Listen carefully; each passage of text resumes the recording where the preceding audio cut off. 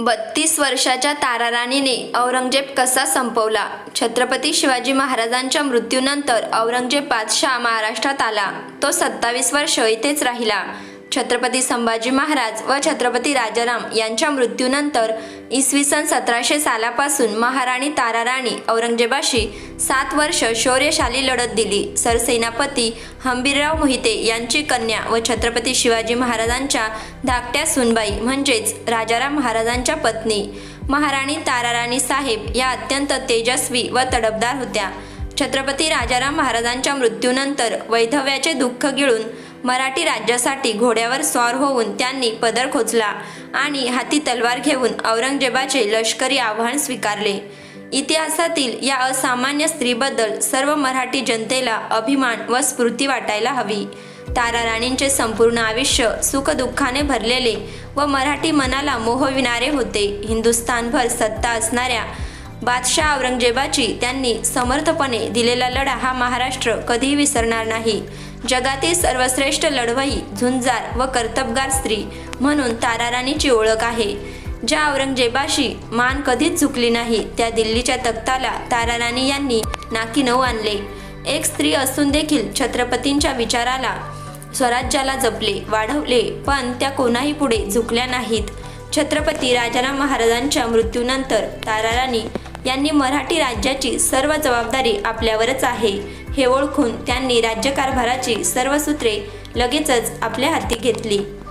ताराराणी यांनी मोगलांशी लढत असताना सर्व मराठ्यांना आपल्या धाकात ठेवून त्यांना स्वराज्यासाठी लढण्याची प्रेरणा दिली.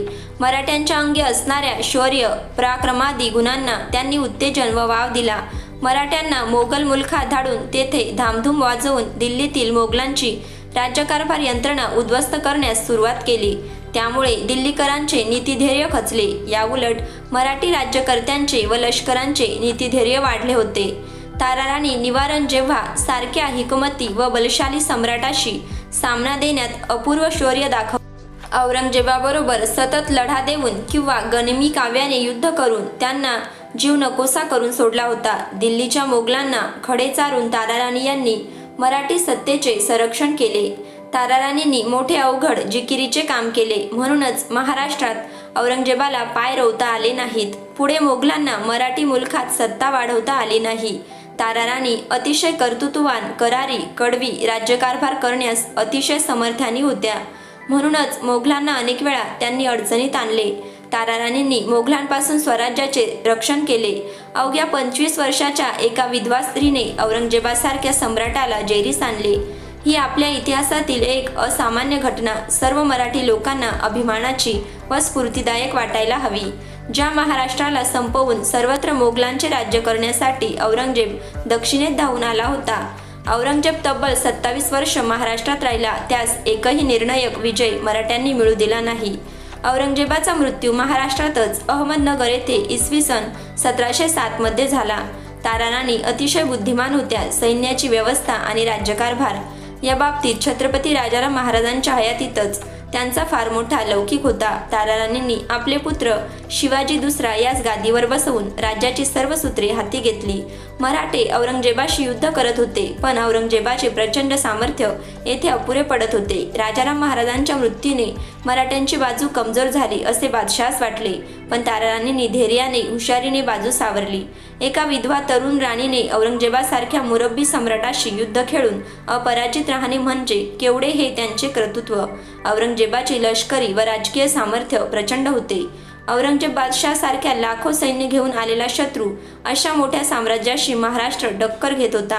लष्करी युद्ध व्यवस्था, पैसा, साहित्य इत्यादी बाबतीत मराठी मोगलांशी बरोबरी करू शकत नव्हते. तरी देखील त्यांनी मुघलांचे जगणे नकोसे करून टाकले. मुघल मराठा संघर्षात मोगली नेतृत्वात कोणताही बदल झाला नाही. उलट मराठ्यांच्या नेतृत्वात 3 वेळा बदल झाला. संभाजीराजे, राजाराम महाराज व ताराबाई या नेतृत्वाच्या 3 पिढ्या महाराष्ट्राने बघितल्या. ताराराणी साहेब या मराठ्यांच्या नाममात्र राज्यकर्त्या नव्हत्या, तर मराठ्यांच्या राज्याची सर्व सूत्रे त्यांच्या हाती होती. याशिवाय लष्करी मोहिमांची आखणीही त्या करीत होत्या.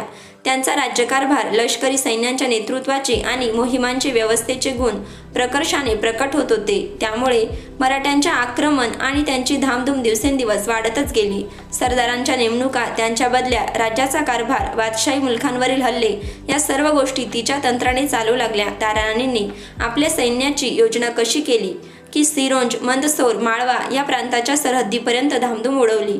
बादशहाने आपली अर्धी हयात मोहिमा करणे व किल्ले घेणे यात घालवली.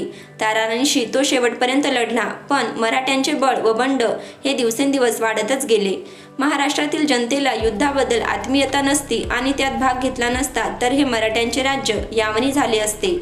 मराठ्यांनी खूप मोठा लढा देऊन स्वतःचे राज्य राखले. तत्कालीन कवी कवींद्र यांनी लिहिले, दिल्ली झाली दिनवाणी, दिल्ली शालेचे झाले पाणी, दिल्ली शालेचे झाले पाणी, ताराबाई रामराणी, भद्रकाली कोपली, रामराणी भद्रकाली, रणरंगी कुद्र झाली, प्रलयाची वेळ आली, मुघलांनो सांभाळा. अशा या शूर व धाडसी महाराणी ताराराणी साहेब यांचे 9 डिसेंबर 1771 रोजी सातारा येथे त्यांचे निधन झाले.